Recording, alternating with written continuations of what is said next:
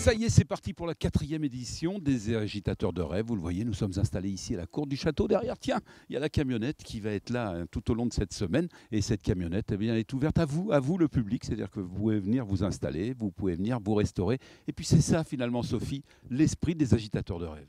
C'est ça, le festival, on le veut participatif, c'est-à-dire que c'est très important pour les agitateurs de rêve, quel que soit leur niveau, qu'ils soient bénévoles, membres du CA ou simplement membres du public, qu'ils s'approprient le festival pour se sentir membre à part entière du festival sur une semaine.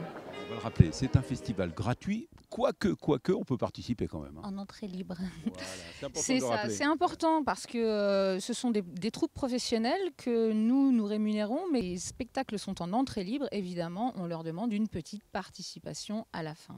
Allez, l'image du jour, vous la voyez, là, ce sont tous les techniciens qui sont en train de travailler ici, c'est-à-dire de monter les structures. Et tout de suite, on va écouter l'un des responsables. Il s'agit de Sébastien Babel, qui est le responsable en chef de toute la technique sur le festival, sur les 7 jours.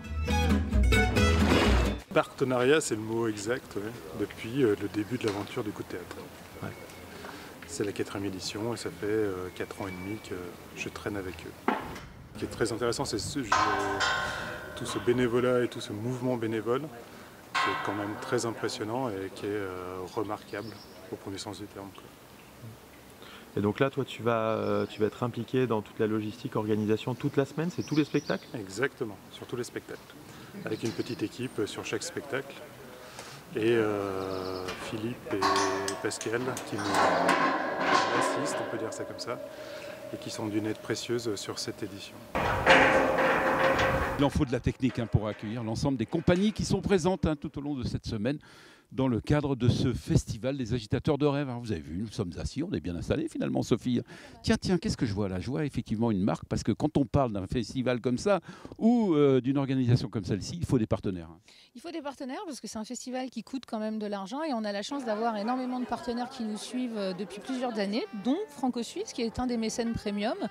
Et Olivier Sesma a été charmé par le festival et a vraiment voulu s'investir financièrement dans son budget en fait. Allez, pourquoi le fait-il? Tout de suite, eh bien, on va l'écouter.